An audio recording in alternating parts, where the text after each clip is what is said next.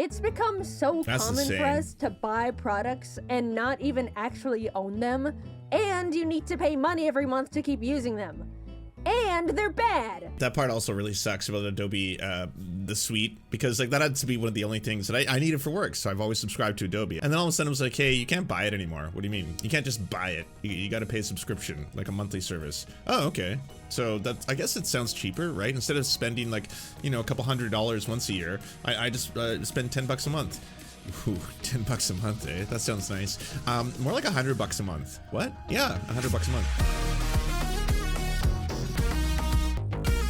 You can't define what Dana White does as apolitical just because he says he only concentrates on the UFC or shit like that, right? Like, it was very political when he was a domestic abuser and got caught on film beating his wife. I mean, that makes him a misogynist, a sexist, and, you know, someone who is completely fine abusing women, especially women that he's supposed to be in love with. There's a lot of politics in that. And him, you know, getting very cozy with the Trump administration. That's political. It's all political. You usually find that it's usually the quote-unquote apolitical tourist gamers with the capital G who like saying, keep politics out of my video games, when all they talk about is politics all day. The politics of their racism because they don't want black characters to be in games. The politics of their sexism because they don't want women to work on games or have characters in video games that are women that aren't sex dolls. That's all political, even if they say that they are wanting games to return to apolitical. Even Super Mario is political, you know, when you get down to it. I have some art I commissioned. Hold on, I'll grab the art.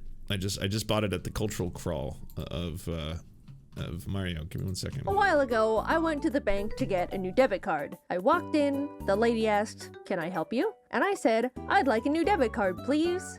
Her face scrunched a bit, and then she replied, "Let me see what I can do. Would you take a seat for a moment?"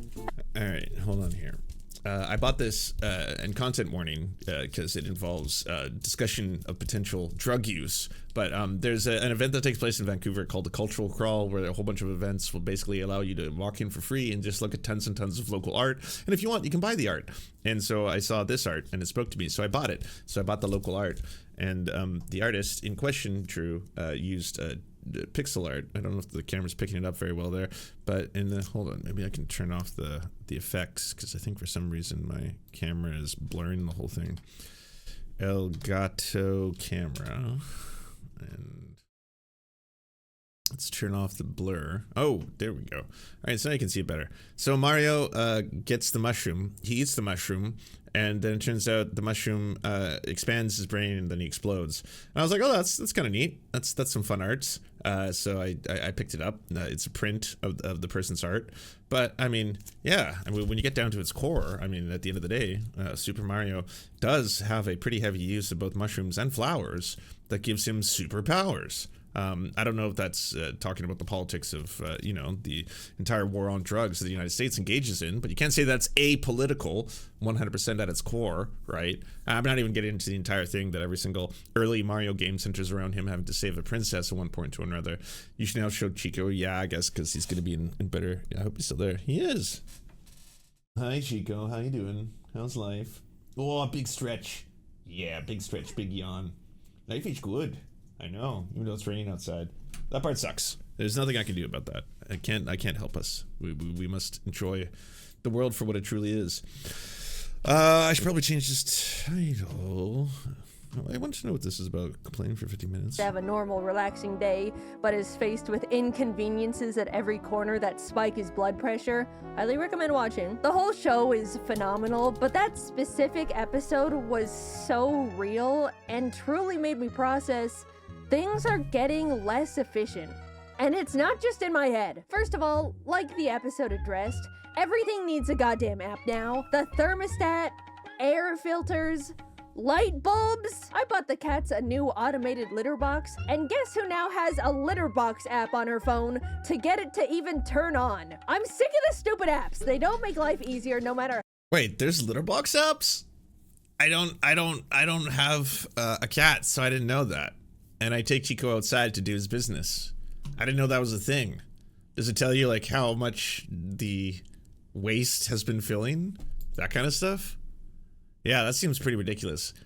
I just like the problem with the app everything is like every single app demands to be like in control of your phone and repeatedly wants to be in control of your phone. So you always get these little things where it's just like, hey, can we send you notifications? And you're like, fuck off, no. And then like you need to use that app, so you open it up and then it's like, all right, sure, we'd like to start, but we just need to make sure that we're able to run properly. So can we unlock the feature that allows us to give you notifications? Like, sure, whatever, I need to use the app. And all of a sudden every 2 seconds it's like, hey, your cat poo is full. You know, your box, the litter box is full of poo. You better go home right now and empty the box. And you're like, Jesus Christ, I gotta stress about that in addition to everything. Like, it's bad enough you gotta be like 24/7 on call, even if you aren't like a doctor or a nurse, but everyone now has to be. Doesn't matter what job you have. It's like you just need to be able to be available 24/7 so your app and your phone can buzz you and it's like, hey, I need you to come back. And it's like, well, no, because that's not how things used to work. It used to be you go to your job, you work at your job, you clock out, and now your time is yours to do as you wish. You're free. Run free, my children. You know, go have fun.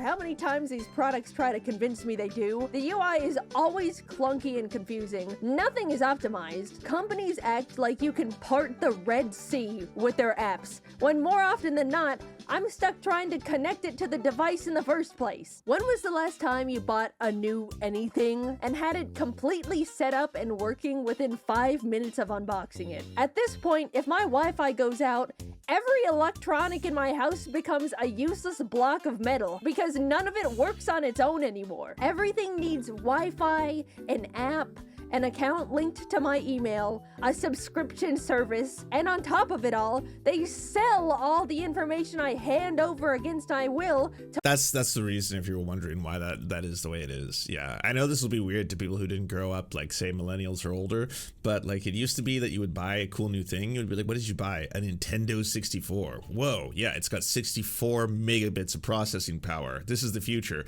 Cool. So I guess we're gonna have to register it, sign it up, we're gonna have to connect to the internet. No, we don't have those things yet. You plug it in and it starts. What? Yeah. You plug it into the wall and then your TV and you turn it on and we play it. Now. We get to do that now. Really? Doesn't need like an OS update? Doesn't need to connect to Wi-Fi? Doesn't need to be perpetually on? You don't need to sign up to some service? You don't have to pay a certain fee to be able to play online? You're gonna plug it in right now and you're gonna play it. That's crazy. Wow. Sounds fun.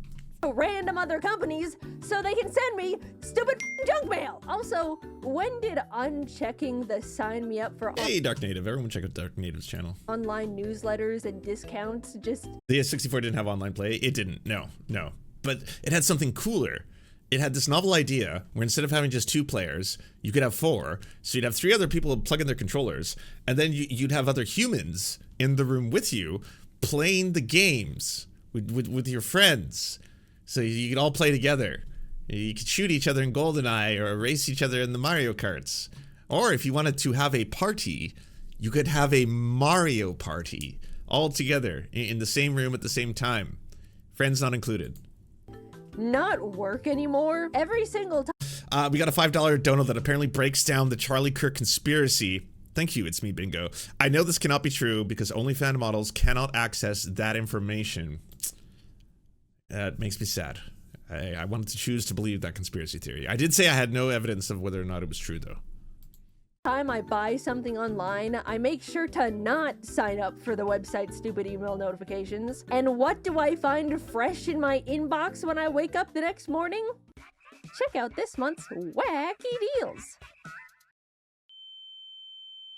So I have an electric car, right? One day, it just straight up refused to play music. After troubleshooting for 5 minutes, it turned out I needed to download a software update to my car, even though the music worked perfectly normal before the update. Sure, fine, the future's now. But for some reason, the car couldn't find or connect to the Wi-Fi. So because of that, I get to experience LA traffic in pure silence. I spent thousands of dollars on a car just for it to randomly not be able to perform a task cars have been able to do for the past 70 years. I do like electric cars. They're better for the environment, and it's great not having to go to the gas station. But let's not pretend the car has to be a computer now. I got one of those modern tech cars that made the innovative choice to remove all the physical buttons and knobs and put every single basic feature into the car's giant giant touchscreen. Before getting it, I didn't think that would affect my experience too much. I thought, well, when I drive, I normally don't fiddle with the buttons all the time anyway, but now I have to deal with things like not being able to manually open the glove compartment because it has no latch. I have to speak into the car microphone, open glove compartment, and every single time it opens the charging port. Didn't think about that one before buying. Also, when I do need to do something while driving, it feels way more unsafe than I initially realized. They didn't even build AC knobs, so to turn up the air, I have to essentially play on the car iPad while paying attention. Okay, you know what's wild is like I don't have a fancy new car like this. I got one of the old ones that have all the physical everything. But I have friends who have some really nice new electric cars, and every time I sit in them, all of them, doesn't matter who the developer, the model is, they all, like, I don't know when this became the standard, they all do have just gigantic looking iPads in the middle. That's just it. That's just cars now. Cars just do not have buttons or knobs or anything. They have iPads. And like every single time I've been in there, I was like, is that distracting? And I always get no. That, like, my friends are always like, nah, it's fine, you get used to it. I was like, oh, okay. Because it would be distracting for me just to have a giant iPad right in front of me, you know, while I'm driving that could potentially just do the same things an iPad could do. And then I would have to kind of figure out how to, you know, get it set up so I just have access to the things I need the most, right? But I was like, I bet it's distracting. I bet they're not being completely honest about that. It's really annoying. Yeah, it feels like it. Correct me if I'm wrong, because I'm neither an engineer or a car specialist, but that feels stupid. Apparently, enough people started complaining about the lack of buttons in high-tech cars, so they started putting them back in, which now puts into question these experts making these decisions in the first place. What do you mean thousands of people had to say using a giant iPad while driving is unsafe? Before they were like, you know what? These people might be onto something. Well, you know what's also wild about that? It was a huge thing for a while. I don't know if it was as bad in the US, but in Canada, there was a very, very big police campaign to stop people who use phones in their cars, to the point where it kind of felt like, you know, the degree of like solidarity you're supposed to have during COVID. They had that about people using their phones in their cars, where people were terrified to pull their phone out, even when the cars stopped, to pull it out just to be like, I just need to know what the address is. And then someone else walks by, it's like, hey, text me while driving. And then it was like, no, I'm parked. I did the right thing. The keys aren't in the thing. I swear, I'm good, right? And it was that intense. And then all of a sudden, I don't know why, for whatever reason, that just went away. Like, Werner Herzog made a mini documentary during that time about the bloody realities of texting while driving. Like, it's disgusting. It uses footage from an actual car crash where a person was texting while driving. Don't text while drive, by the way. It's not me trying to advocate for this, but I just remember this was like a big thing society-wide that we were gonna like put a stop to. Like, if we all just treat each other like absolute animals, if you actually text and drive, collectively we can stop this problem. And for a while, people were fucking scared shitless to pull their phones out. They even had to get those like attachable things in your car that lets you put it there, but you can't touch it. Like, you weren't allowed to actually touch the phone. Like, it was like, it has to be voice activated. And even then, you can't look at it while you're voice activated. And everyone was like, hey, come on, I'm doing the right thing here. And then that all just went away. And then all of a sudden, every single car, like the new ones, had monstrously giant, like fucking theater screen sized iPads in there. I was like, oh, these things are awesome, man. It can do all the things your computer can do. You can watch a movie. In that corner, you can have porn running. Porn? Yeah, porn can be in that corner. At the bottom, you can be playing a video game. They play, you can play like, you know, fucking the Ninja Fruit one where you slice the apples and shit. You can do that all in different corners because it's so big. Have fun. But what about Drive? Yeah, you could use it for driving, I guess. I mean, Then, a few weeks after I bought the car, I accidentally stepped on glass and needed to go to urgent care. So Jacob and I hopped in, and as we started driving down the neighborhood, the screen got covered with software update required. Thinking it was a simple fix, Jacob pulled off to the side of the road and clicked download, to which the car completely locked and became undrivable until it finished the download. Yeah, not straight porn, of course. Which was 45 minutes. I ended up having to call an Uber to go to urgent care, despite owning a fully functioning car. Lesson learned, I suppose. They got me again. Also, I don't know how a car can download a software update on the side of the road and not in my own goddamn garage. It all just feels So dumb. Nothing feels like it's checked to make sure the customer has a half-decent user experience anymore because companies think slapping an app together makes something high-tech enough to get away with slop. And on top of it all, everything is a subscription service. Why can't I simply buy my stupid computer car and have it come with the tech that's already built into it? Subscribe to be able to connect to the internet. Subscribe to enable auto steering. For a while, companies were thinking about turning the seat warmers into a subscription. The heating coil is already in the car that I bought. Just leave us alone. Imagine pitching to someone 15 years ago, "Oh yeah, the car you bought? Yeah, it's all yours. But you have to pay money every month to use the windshield wipers." It's become so common for us to buy products and not even actually own them. And you need to pay money every month to keep using them. And they're bad. Businesses have always prioritized profit. That's never changed. I'm not upset about that. But at least in the past, they had to... I am, but I will say that part also really sucks about Adobe, the suite, because like that had to be one of the only things that I needed for work. So I've always subscribed to Adobe. I've been using it back in when I lived, like I worked in the film industry. So I'm pretty adept at using the entire suite and using it for a variety of different things. And then all of a sudden it was like, hey, you can't buy it anymore. What do you mean? You can't just buy it. You got to pay a subscription, like a monthly service. Oh, okay. So that, I guess it sounds cheaper, right? Instead of spending like, you know, a couple $100 once a year, I just spend $10 a month. Ooh, $10 a month, eh? That sounds nice. More like $100 a month. What? Yeah, $100 a month. So wait, I'm spending $1,200 a year to get the same experience, kind of. Now it's an always online experience, which means that if you enjoy any aspect of your editing and the software you're using, that can change at any given time. What do you mean that can change? It can just change. You can like wake up and then open a project and then you don't even know it, but you've got the new version of Adobe and you're like, oh neat, I guess everything, oh, it's not all there anymore. Things have moved around and they've changed and now there's a different volume controller. So I got to spend like 4 hours now using and fixing my old project just to get back to square one. Not even to like make progress, to get back to square one. And that's going to cost me $1,200 a year. Neat. And then for me, I was like, I can accept that for one and only one product. I do not want other parts of my life to have this. But then everything became that. It was like, hey, do you like watching shows? Yeah, sure. All right, so you got to pay a monthly subscription for them. Well, I guess I get all the shows, right? No.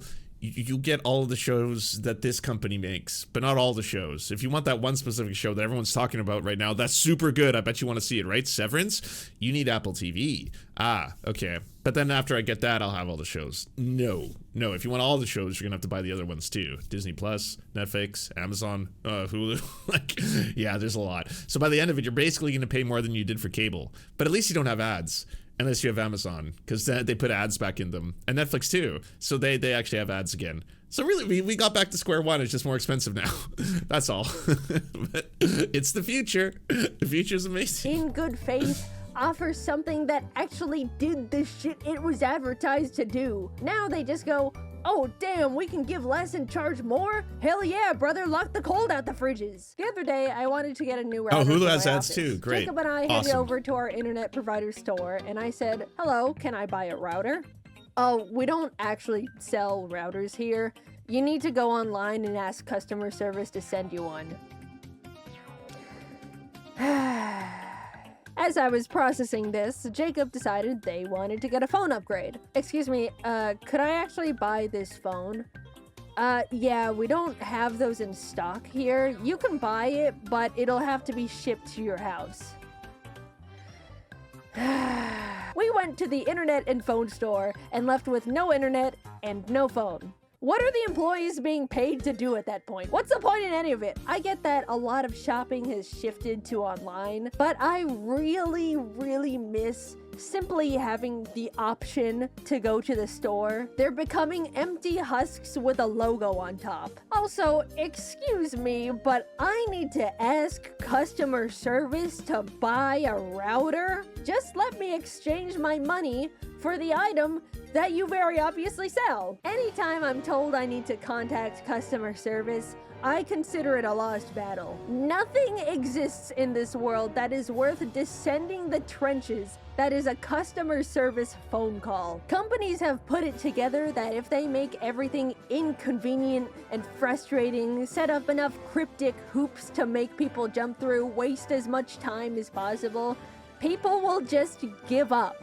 and they don't have to deal with anything. It's sick. Once I needed to call a plumber, but was only allowed to go through a very specific company for the service. So I called in, sat on hold for 40 minutes, as to be expected, and finally got connected to someone.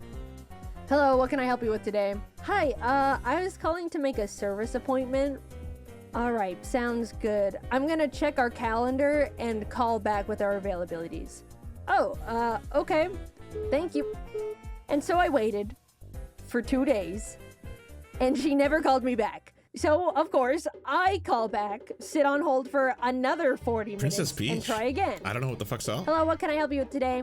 Hi, I'm calling to make a service appointment. I called before, but no one called me back. In two examples here, this is a really good case of go for local, by the way, people. Don't go for whatever the first Google result is. Don't use Google. All right, Google's just going to give you whatever people are like able to afford to pay for the ads to appear at the very top of their search results. It's not a search result. It's an ad sponsorship kind of like, you know, scam at this point. So use a different search engine first off. And then once you've found that, find like, you know, local people in your area, repairmen. They most likely will be able to get to your house much quicker. And they'll actually, sometimes you can tell the ones that are honest, they'll talk to you over the phone to try and find out what your problem is before they get there. So they don't charge you money to be inside of your house trying to fix shit. That's one thing I've noticed between the honest ones and the dishonest ones. The honest ones, they actually want your life to be better and care because they're working class as well. And they'll be like, oh, I don't actually have to come to your place to help you. If you just go over here, you know that red valve you're telling me about?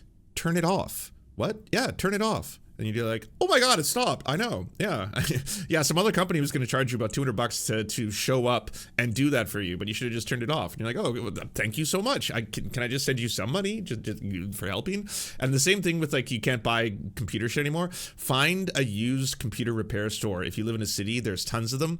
There's a lot of cool ones where they actually just want to not have shit end up in landfills. There's one in Vancouver where like you go there, they recycle everything. That's all they do. So they're even like, yeah, bring us your broken stuff, bring us whatever. We might have the parts to fix your thing and we can do it really cheaply, and or if it's not able to be fixed for whatever reason, we can donate it or use the parts to fix other things. So that stuff is actually pretty neat. So I wanted to follow up on that. Okay, let me check. We're available in a month at 7 a.m. Oh, okay. Are there no other times available? Nope. All right. I can do in a month at 7 a.m. Thank you very much. Awesome. Exactly what I wanted. A month comes and goes, and the day before the appointment, I get a call from the plumbing company. Hello, I'm calling to let you know the person that was scheduled to do your service appointment is sick and will have to cancel it. Okay. When's the next available appointment? In 2 weeks? Okay. Thank you. At this point, I was fuming, right? How hard could it be to get a very specific company to provide a service they forced me to use them for? Well, get this. I woke up the next morning at 10 a.m. because I didn't have to wake up early anymore, looked at my phone, and saw a single missed call from, of course, the plumbing company. In the UK, there are places that help you fix things as Repair Cafe, and you learn how to fix it yourself. I've heard of those. That's even cooler. Please call back to reschedule. Thank you.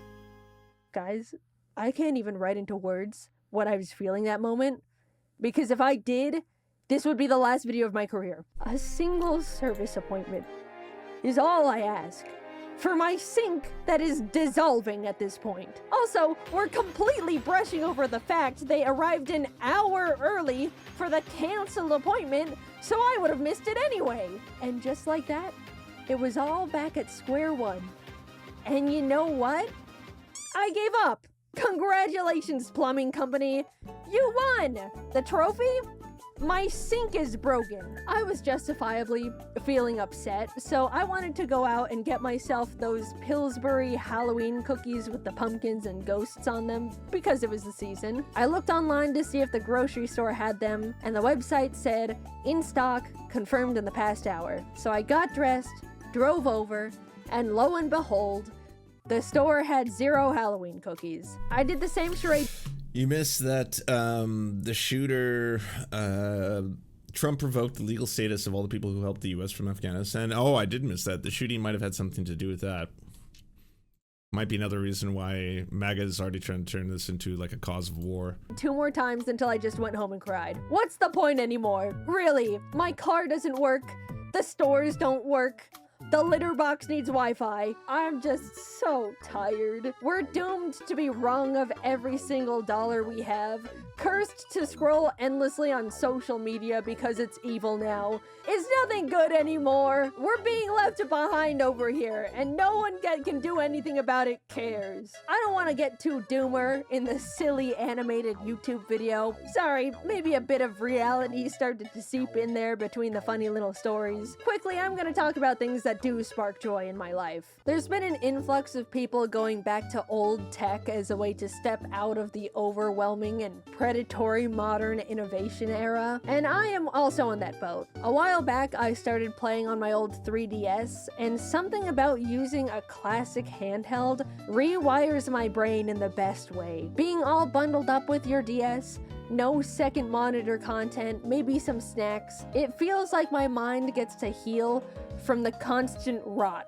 cleansed from the addicting flashing colors and stimuli of current media. Another way I heal from the evils is by seeing all of my best friends. Truly going out and being with people in real life is the medicine that heals all. I'm not joking. No matter how much the world breaks me down, a good hangout with friends to vent and blow off steam really does take the edge off. And getting to turn annoying moments that piss you off into something to share with your friends as a funny story is a great way to laugh it off and just move on. I'm sure many other people have their own ways to break free from the ever-looming capitalist clutches, but overall, I've just been trying to go back to basics, depend on things less, not constantly overwhelm my senses. I think it's unfortunate that a lot of us have gotten to the point where we need to police ourselves in what we consume because everything is trying to be the most addictive little parasite ever created by humans with no empathy. But until the pendulum eventually swings back the other way, it is possible to break out of the bubble,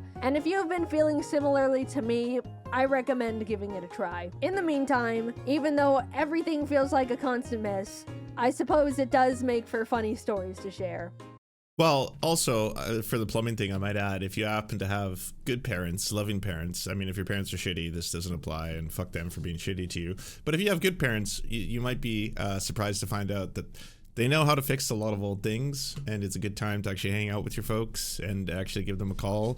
And, you know, don't only call them because you need something, call them because you love them. But, you know, you might learn how to repair something firsthand, and that actually feels like some kind of strange magic that humans you didn't know you actually possessed once you do it for the first time. It's pretty neat fixing something. To people asking, this is JaidenAnimations. This is my second channel, by the way. I'm actually subscribed on my main channel. I'm not trying to be that person, but I'll share the link. You should go check out JaidenAnimations. They're pretty awesome, and they make a lot of really cute cartoons, and they taught me a lot about asexuality and aromantic individuals. Thank you so much to our patrons for making this show possible. We could not fund it without you, and if you want to join, please check out patreon.com/theserfs to unlock bonus episodes, uncensored content, and all the good stuff. Thanks to Anna Loves Riley, Addercap, Bobby Lasers, Cheryl Alvarez, Comrade Junkie, Doug Caddy, Everything Important, Hegbard Salim, Multimondi, Omni, Political Papi, Preston Kroll, Quiet One 85, Riley and Anna, Roller Dragon, Cernicus, Stellar Gwyn, Sebastian Demmel, Tigwick, and Words Greenwood.